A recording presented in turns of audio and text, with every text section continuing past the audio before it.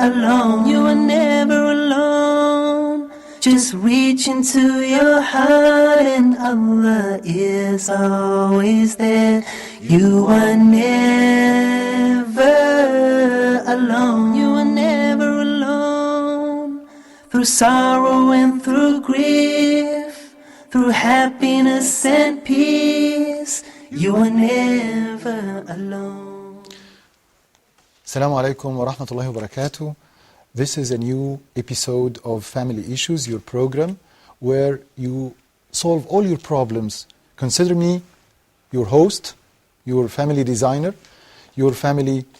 this program is your technical support unit to solve the problems that face you.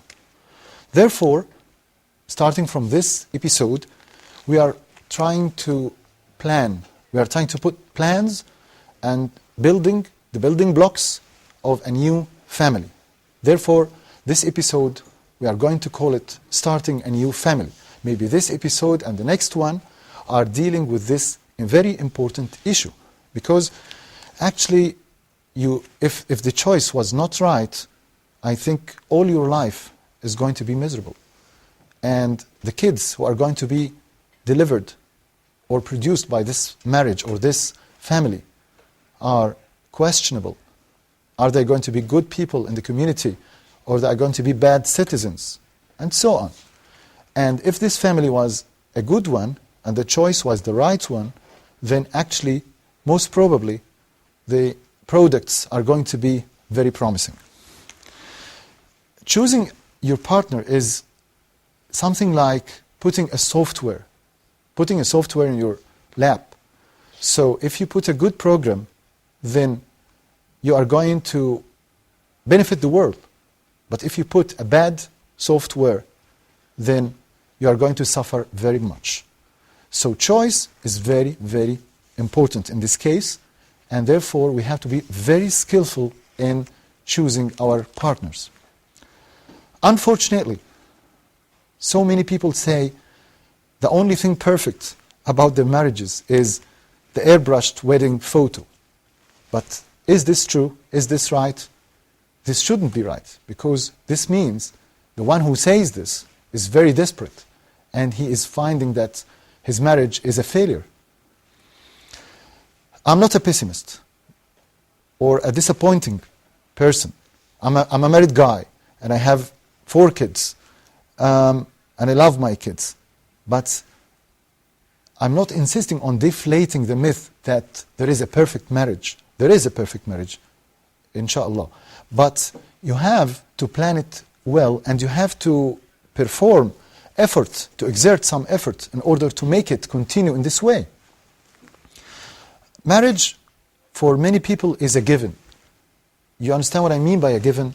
Like, for example, you have to go to school, you have to have your high school diploma, you have to have a driving license, you have to marry, you have to work, as if it is something that you are programmed. From the very beginning, you are programmed to do this.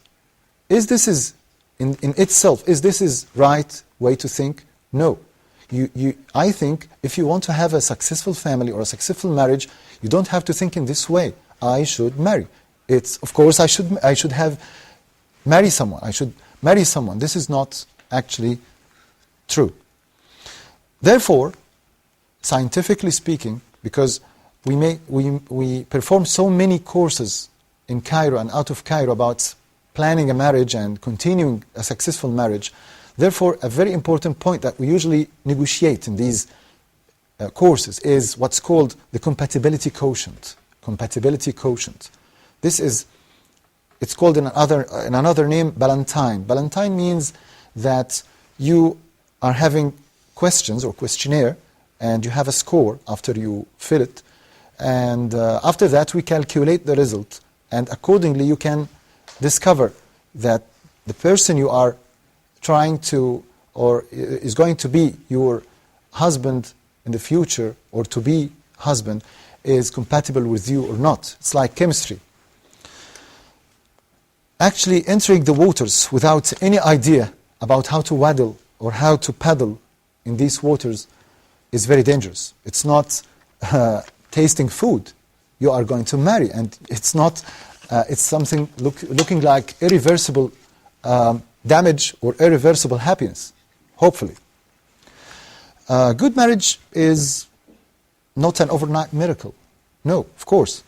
It's a long-term process that needs planning, needs thinking, needs negotiations, needs effort, needs help, sacrificing from both partners, you and the one you are seeking to be your husband in the future or your wife. Remember that marriage is a never-ending series of challenges. You get out of a challenge and you face another one. You get out of a challenge and you face another one. But take care, because one of these challenges can throw you in a loop if you didn't face it in a good way. Some of the extremists, those who are pessimists, looking at marriage as if it is the art of managing wars and fights. To the first while, when you hear this definition, you feel that it's very bad to speak about marriage in this way. But actually, it's very beneficial to think it in this way. Because if you prepare yourself for wars or quarrels or fights or problems or challenges, and you are starting and you're training yourself to win these fights, this is a good way to start life. Maybe this is strange, but actually, when you do this, if you didn't find problems, this is well and good. But if you find problems, then you are ready and the idea is in your mind. Also, I want to say something very important, that people consider marriage as a life cycle. It's something very much like a living organism, which starts as a baby or a newborn, then it gets in a stage of infancy, then it gets in a stage of early childhood, then late childhood, then teenage, old, senile. But let me, away from this definition or away from this look, define these durations in another way. The case, the condition, the state. So many young people get into marriage, and from the next week you feel that this is a senile marriage. This is a very old marriage. And in the same time, however, you can find two old people who were married for 50 years, but the state is a state of a teenage marriage or a young youth marriage. So to reach such a condition, such a good condition, you have to exert effort. Actually, I look to marriage as if it is management of a country, and it's full of ministries. One of these ministries I usually say to my friends is the ministry of romance. Can you be a good manager of all these ministries? If you look to marriage in this way, and if you choose your spouse in this way, I think percentages of success are going to be higher than usual. Before we start our episode with one of our dear guests, a friend of mine actually, he's a young man and he's a very ambitious one, I want just to remind you that one of the emails came to me about the last episode, about, you remember if you saw us, we were speaking about family, crisis, interaction and intervention. So a very lovely email came to me speaking about what's called chocolate family crisis. Actually, I concluded what he means. Maybe she's a mother and she's speaking about her child when he eats chocolate and it makes him hyperactive, inattentive, talkative, playing in a loud voice, annoying, intruding in the conversations between people. All these bad criteria of behaviors are due to his eating of chocolate. Is chocolate a family crisis? Well, actually, to elders, when they eat chocolate, it makes them happy, it makes them feeling euphoric and sympathetic, romantic. But actually, on the contrary, in children, the case is completely different. This is applicable to all sweets, especially chocolates, and all derivatives of chocolate. Hot chocolate, when you drink chocolate, or when you eat it, or when it's added in any ingredient in any type of meals or foods, it's very dangerous. Actually, in the next quarter, an hour, in a course of quarter, an hour or 15 minutes, And for about 1 hour continuously, the child is going to be very active, actually hyperactive. And if he is from those who are not hyperactive, at least he's going to be least or ill concentrating, inattentive, distracted all the time. This is not good if your child is going to school and you are giving him chocolate in his way. A small bottle of mixed chocolate in the way to school, and in the course of 15 minutes is going to make this child the class clown. So take care that this, I don't know if this was the answer or this is what the one who sent the email meant in his question, but I think it may turn really as a crisis if you didn't care about these food additives of chocolate or colored materials or artificial materials that are added to your foods and the foods the child eats. Back again before we shift to our second segment with our guest, reminding you that this program is, the main target of our program is to solve your problems, to solve all the family issues. We are very careful and very interested in solving your member-to-member in the family problems. As I said before, child-mother bond, father-mother bond, husband-wife bond, and so on. We are interested in augmenting these bonds. Anyone during the course of our episode or all the other series, if you have any question, if you have any interrogation about your relation or how to improve the quality of your life, we are ready to answer these questions. And remember all the time that our aim is to improve the quality of life, and this actually pushes us to another question, very important one. Do you spend with your family quality times? Do you even spend quality? Do you spend time even with your family, or you don't spend even time with your family? This is very important, the time and the quality of the time.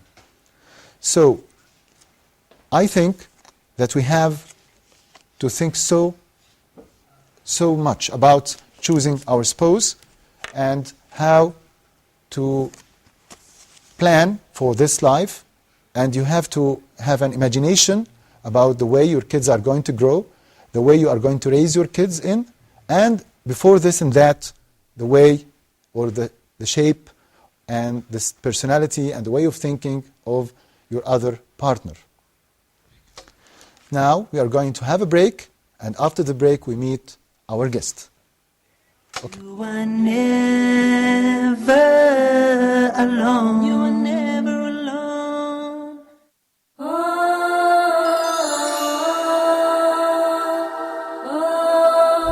You have questions that bother you. What about issues of concern to you? Would you like to share things on your mind with us?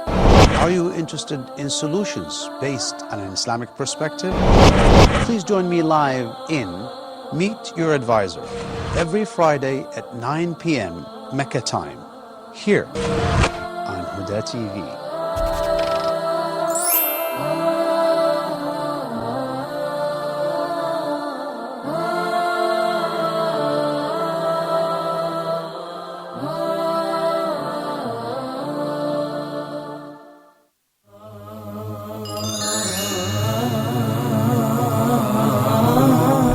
Allah is beautiful and He loves beauty.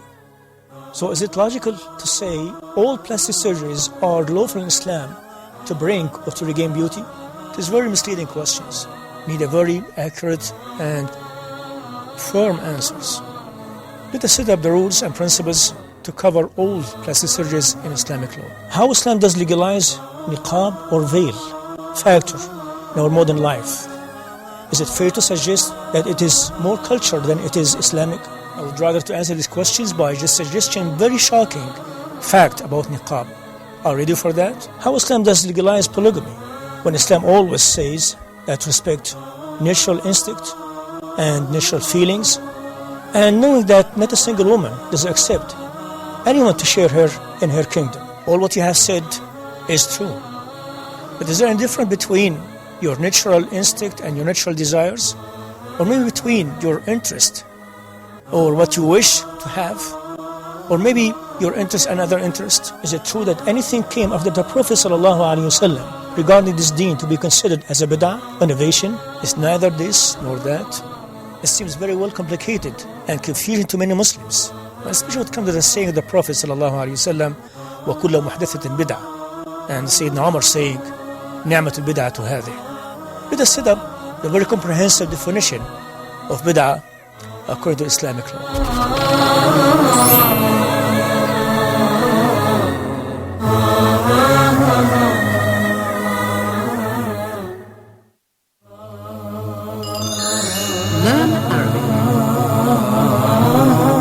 As everyone knows, today Arabic is considered as very important, very significant language. How can we produce the sound, the state of voicing, place of articulation, and manner of articulation? So in Arabic, the words which are written are pronounced. We will learn how to write and pronounce Arabic letters correctly in depth. Explanation via board and presentation with many other important factors. And we have today more than 300 million people speak Arabic language. Not only in the Middle East, but you can find a lot of people speak Arabic language in Asia, Europe, North America, and in South America. What are you waiting for? Grab your notebook and pencil and stay tuned for Learn Arabic at Huda TV. You are never alone. You are never alone. Welcome back to Family Issues, and still we are speaking about launching a new family, building new blocks for a new family, choosing our partner in the new family. Let me, before I speak about this, at first I have to welcome my guest, my dear guest, Dr. Yahya. Thank you. Dr. Yahya is actually a friend of mine, and he's a freshman. You were graduated in 2009. Yes, exactly. From Ain Shams University, Faculty of Pharmacy. Yes, exactly. And now you're working in an overseas multinational company for Pharma. Mm-hmm. Dr. Yahya, I want to ask you first, your criteria in your mind. Of course, any young man has criteria in his mind about the one, let us say, wife-to-be, the one he is going to marry. Of course, there is some sort of criteria in your imagination about the hardware, the software, actually. So I want first to ask you, do you have this idea, the criteria in your mind? Yes, definitely. Yeah. My criteria of my future spouse to be or my future wife to be, Yes. First of all, she has to be of the same social standards. That's good. Okay. She has to be of religious. She has to be of good religion. Yes. There has to be an element of compatibility between me and her. Really? Yes. Let me stop at this point, please. The Okay. compatibility point. Compatibility or differences, both of them versus each other. Mm-hmm. What do you mean by compatibility? Okay. I'm not looking for someone to be a copycat of me. Yeah. I'm not looking for someone who does everything exactly the same as I do. Yeah. Instead, I'm looking for someone who has compatible interests, compatible goals in life, compatible hobbies. Yeah. There has to be some similarities. There has to be some building blocks that we can build on for so that we can appreciate our differences later on. But let me, by the way, ask you a question here. Mm-hmm. People who find, as you say, compatibility or different points between both of them. Mm-hmm. At the beginning in the engagement, they find that this is very interesting. Mm-hmm. You like this? Oh, I like that. Mm-hmm. But I think after marriage, some of the dictators of marriage say, I love this, you have to look with me for this program. You have to do this. I don't like these things. Mm-hmm. Do you think that this is the story with you, or you are going to be protecting these differences? God created human beings with differences. Okay. So do not expect someone to be a perfect fit of you. That's right. A better theory would be to look for an induced fit. Okay, that we both change with one another. Yeah. to form a material that fits on one another. Yeah. Okay. Let me have this telephone from Shireen from Cairo first and return back. Hello, Shireen. Hello. Assalamu alaikum. Walaikum salam wa rahmatullah. At your service and family issues. Thank you. Can I have a question, please? Yeah, of course. Please go on. I am a married woman and Yeah. I have 2 children. I love my husband and my children very much. Okay. My children are hyperactive, very, very hyperactive. Children? Your children are hyperactive? Yes. Yeah? Like all the children these days. Nowadays, yeah? Yeah. But the problem is that nowadays I don't work. I'm staying at home. I don't do anything I love at all. Every moment I have to wash, clean, do anything for the children or for the home. Yeah. I can't do anything I love. Anything at all. I mean it. I have a lot of pressure on me. I don't know what to do, how to release this pressure from me. I became so nervous. I don't know what to do really. It's a problem. I understand your state and your question. Do you want to have any other questions? No, thank you very much. Thank But you very I much. really- Thank you. I really need help. I really need help. Okay, thank you. Thank you. Well, I think I prefer to hear from Dr. Yahya first, your opinion in this question, and after that I can add your words. She's saying that she is loving her husband and she's living in a good condition. She has some children, hyperactive, some of them, but still she is not finding herself. She's having some sort of sadness or she's feeling miserable because all the time she's doing households, cleaning, cooking, and so on. Do you think that this is a problem or not a problem at first? Well, she seems to be overloaded with all the problems in her life. Yeah. Obviously, a good partner, he should care more for his wife. Yeah. And he should help her, because raising children in life, it's a very difficult and it's a very demanding task. Yeah. Sometimes husbands expect the wife to do everything at home, to raise the kids, to do all the cooking, to do all the washing, and so on. But do you think in this question that that's the point? I mean, if her husband helped her in cooking, cleaning, and so on, so he is participating with her in everything. Still, Yes. now the problem is solved, or she is asking about herself. I mean, finding herself. I don't know if she was before marriage belonging to some sort of clubs or studies or something.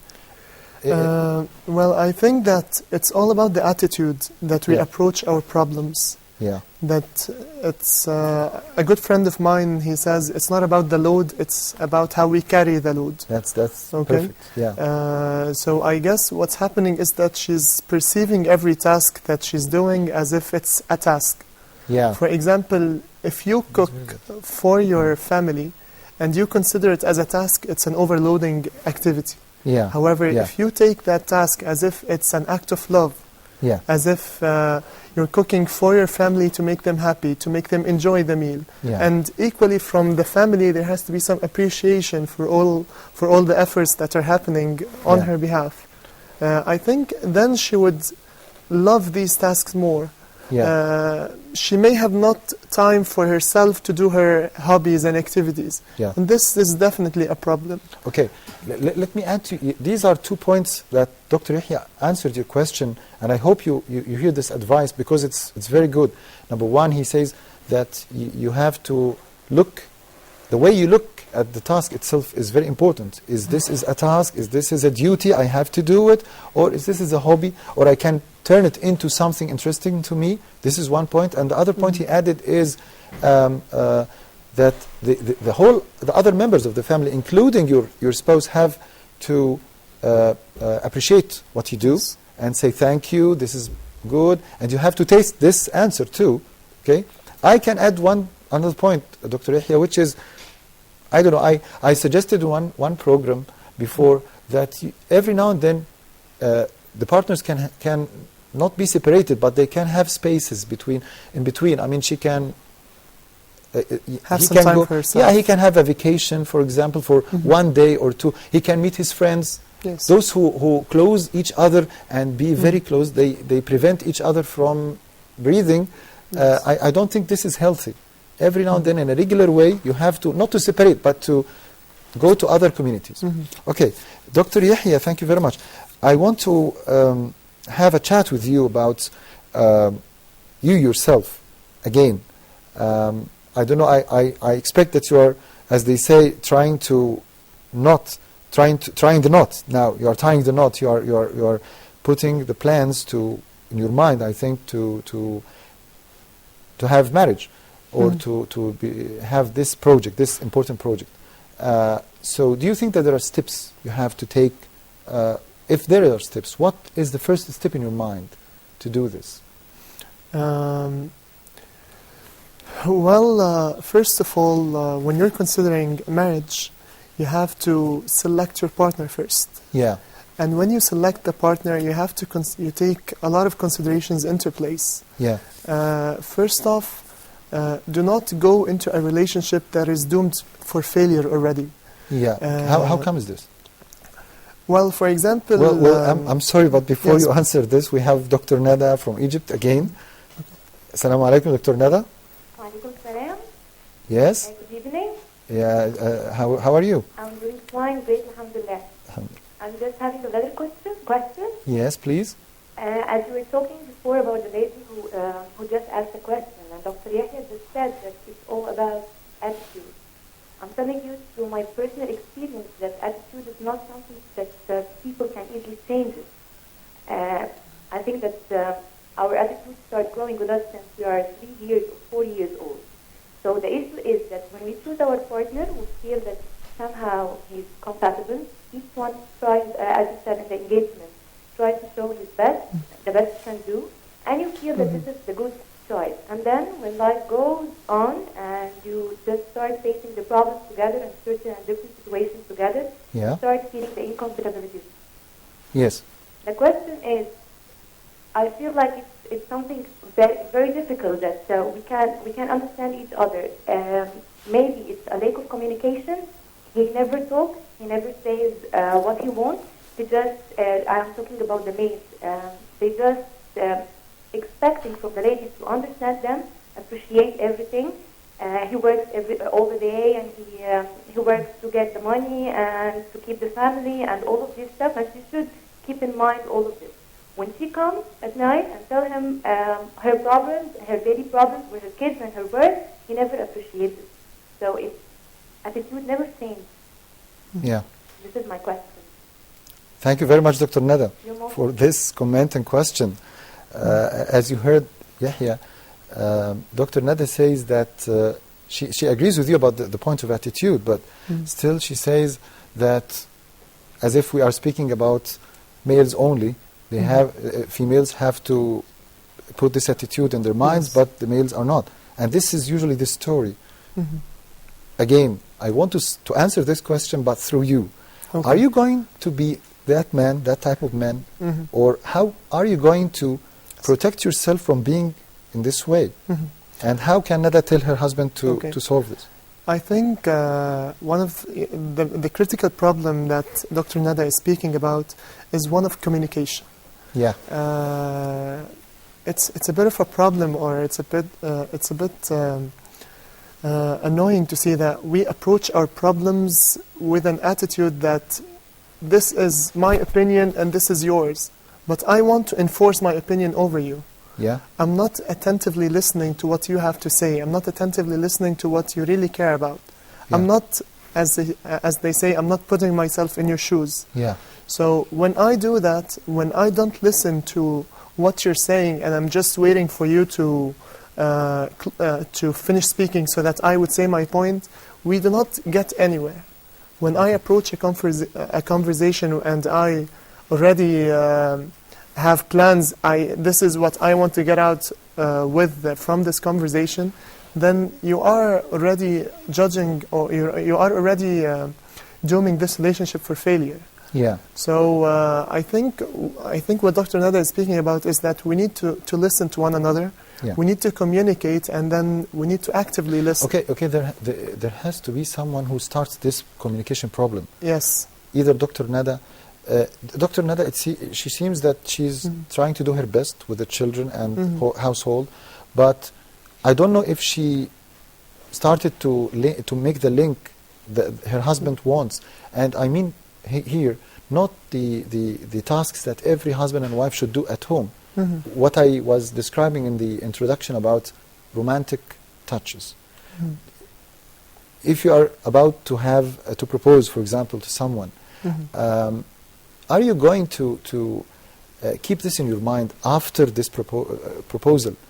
Usually I find people propose or engage, and they are Valentinos, they are Casanovas and this, and afterwards the boreness of life and the regularity and the routines change them. As she said, you go to work and earn money, and you come back at night exhausted, you're not interested to hear anything. How can you go to solve this? Well, my comment on this part would be that some people consider marriage as an easy task to do. Yeah. They consider, as you were saying before in the start of the show, it's a given, or they take it for granted. Yes. You are my wife and I'm your husband, and that's it. That's it. So we stop spending effort on making this marriage work. We stop listening, and we stop spending effort to make, for example, a romantic dinner. Are you going to listen actively Yes, to definitely. your wife Definitely. after marriage? Definitely. You're sure? After and before. Even if you And I guess she said another very important point is that people during engagements, they wear masks. Yes. They pretend to be, each one of them is trying to bring out the best in him, so that the other one sees this part and he's all happy and she is gorgeous and she is perfect and she has no mistakes in her. While I think that the engagement periods, each one of the two parties, he should act completely natural. Yeah. He should bring out the best in him, and at the same time he should show all the defects in him. Okay, let me ask you. You like her beautiful? I'm sorry? You want your partner to be beautiful? Okay. Well, there's this saying, beauty is in the eye of the beholder. Yeah. So a lot of us think that beauty, she has a certain standard, she has to look in a certain way, she has the small nose and the perfect body and all these picky little media-imposed perceptions. Yes. But I guess this is not beauty.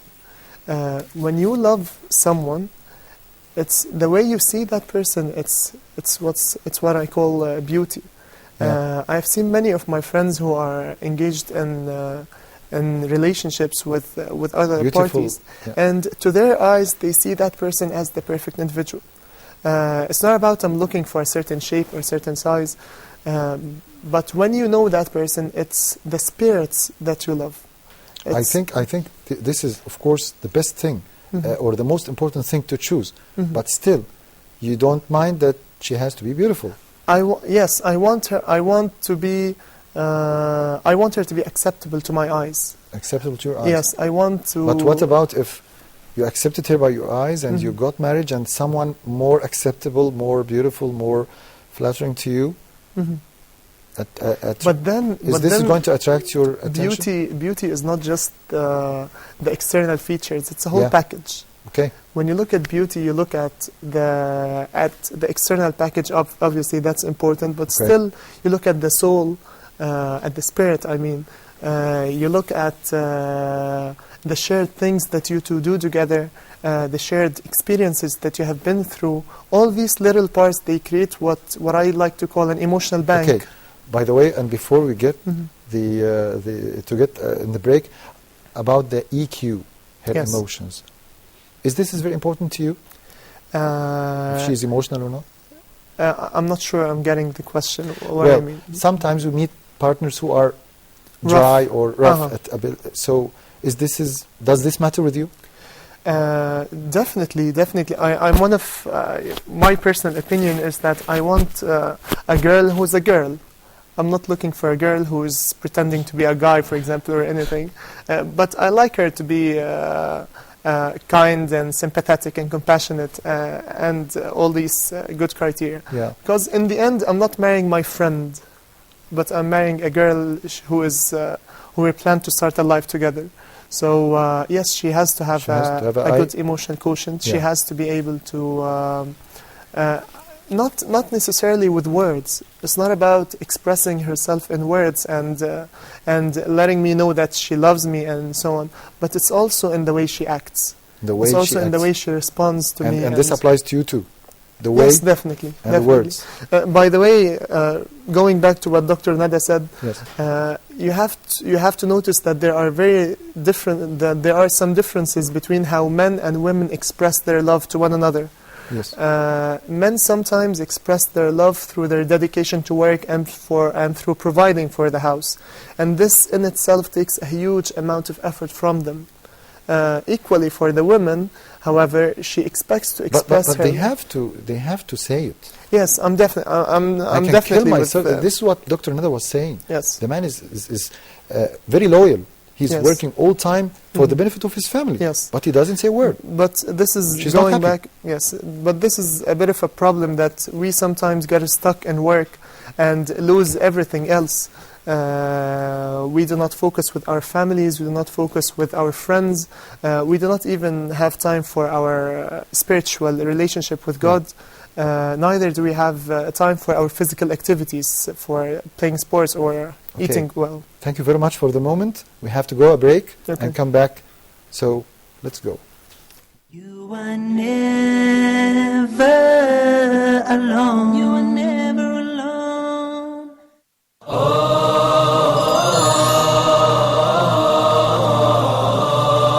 Allah subhanahu wa ta'ala choose whom He wills subhanahu wa ta'ala for His mercy, for His messengership, for the revelation to be revealed. This is not for the human beings to make that decision.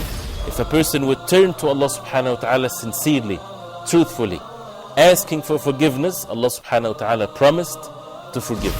We have as Muslims a duty, and that is to recite the book of Allah, to ponder over the verses, the words of Allah subhanahu wa ta'ala, and to act according to the Quran. The mercy of Allah subhanahu wa ta'ala encompasses everything, but who would this mercy will be for? And the Prophet sallallahu alaihi wasallam was sent to all mankind. So the ummah or the people of the Prophet sallallahu alaihi wasallam are all mankind since the time of the Prophet sallallahu alaihi wasallam till the day of judgment. Why waste our life without getting to know every verse in the Quran, what Allah subhanahu wa ta'ala wants from us?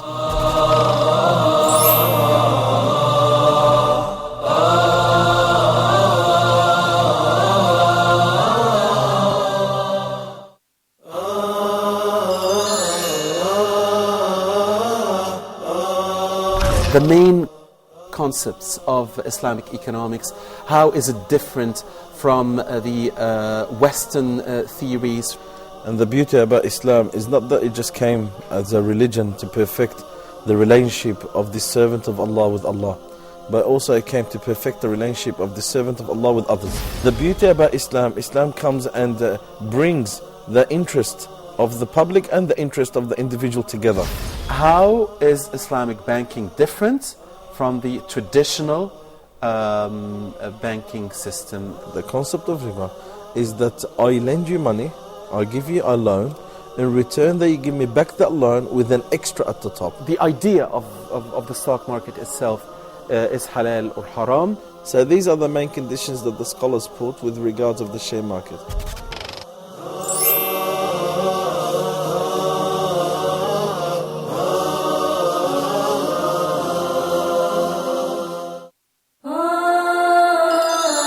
Let's talk. So this is something that you have to point out to them in the Bible. Something which is, I think, very direly needed by the youth, which is staying firm on the truth. This is just one of the greatest examples for me of how to control your anger. Within the framework of being the cleanest religion, the cleanest jurisprudence, and in the meantime, the kindest religion to animals. Watch Let's Talk with Khalil Amonet as he interviews guests and discusses a variety of topics, everything from youth issues to religious issues. Join us here on Hoda TV. You are never alone. You are never alone. So, fear of being stuck into a wrong or incompatible relationship between you and your spouse for life, this is a very dangerous issue. Therefore, this episode is made to negotiate or to discuss what are the most important criteria to choose.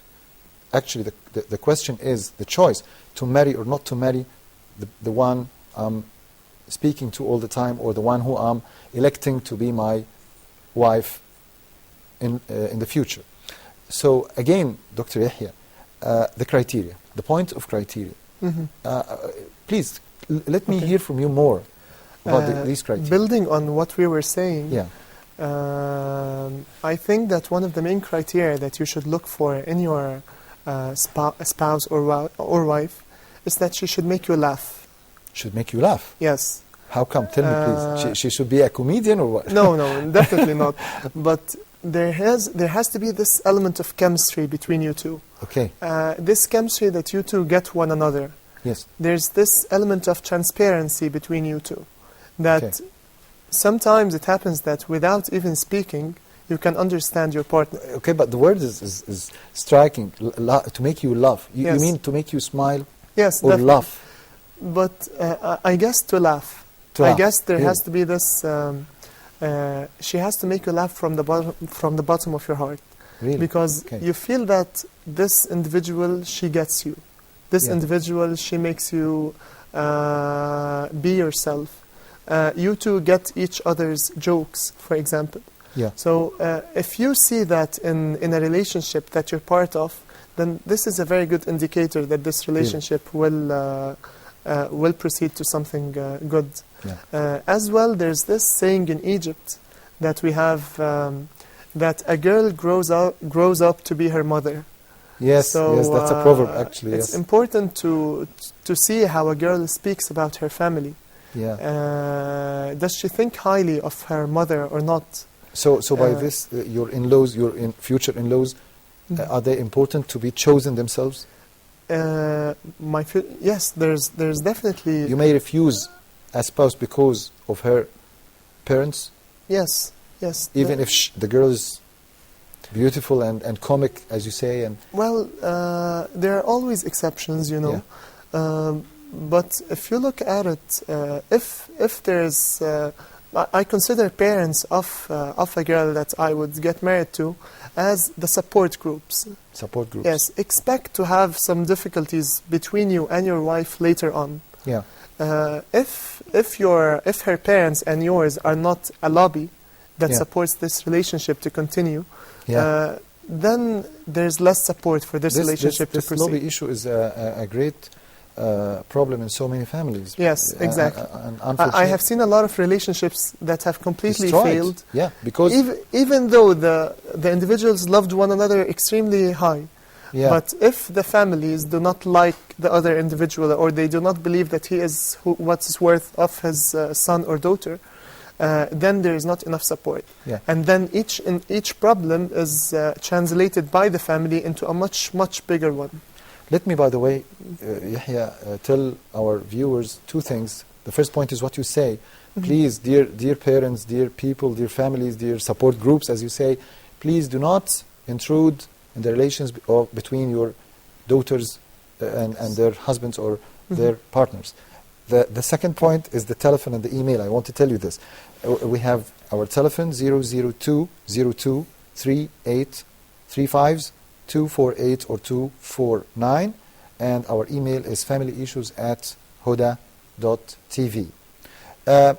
Tell me, you said after you finished your faculty, you are studying nowadays marketing diploma. Yes. Has this any relation with the issue of masks and the way you deal with your if you are meeting someone do you put masks as some sort of marketing for yourself?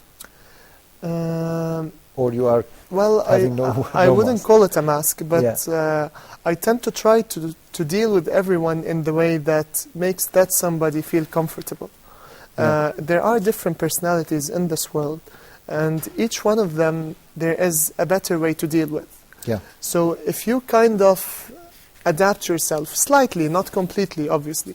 If you start adapting yourself so that you would fit the person in front of you better, then I wouldn't call it masking, but rather I would call it as you're enhancing the communication. You're trying to make you two meet one another at a closer place. Yes. Well, I asked you about the EQ, the emotional quotient. Let me tell people something about the IQ. Does this have any relation with the relation of marriage? Actually, I find it very important to have a highly intelligent wife and vice versa. This is very important. But again, let me shift you in a very important point, which is the personality. I was speaking to you and I heard you saying types of personalities and analytic personality and some things like this. What does this to do with our story? Okay. Well, I've been... it's through my... Well, I'm sorry, just a minute. Anne from Egypt is on the phone. Hello? Hello, Assalamu alaikum, Anne, yes? Yes, I was wanting to ask a question. Please, go on, please. I have a couple of grown boys, and the oldest son asked me to look for a wife for him, and he gave me, the kind of description of the person God he bless wanted. him. God bless him. And when I was, looking around and things, I found someone I thought he would be compatible with him, and he met her, and alhamdulillah, they've married, and everything is fine. And that's good. My second son, currently, I'm looking for him as well. So I'm wanting to ask this young man if his mother, if he would trust his mother's opinion about the kind of girl he's looking for, if he's given her a description and she is also looking, and if he gives credence to that and values that. Yeah. Thank you. Thank you very much. Thank you very much. As you heard, Yahya, Mrs. Anne was now she is planning for the marriage of her second son. Would I let my mom choose for me who I would marry? Yes, yes. This is her question, right? Yeah, yeah. Well, it depends. There is this thing that I'm not quite happy of in our community, that people have grown to be far away from one another. Yeah. It's like when you graduate, after you graduate from college, the communities that we're part of, they shrink. Yeah. Okay. So it kind of happens that sometimes. Is there an ideal? I mean, as they say, sometimes there is a saloon marriage. That people, as you said, and as she says, acquaintances, and they meet each other. And there is love marriage. There's a main criteria for a saloon marriage for it to work. Yes. And that would be the understanding of the people who are arranging this saloon marriage, that you are affecting a relationship that may last forever. Yeah. Do not try to make it work even though the elements do not match push one them another. Or impose them. Yes. Like, for example, try to understand the personality. If you can judge people right, then if you understand the personality in front of you and what this personality exactly wants, then try to match it with that person.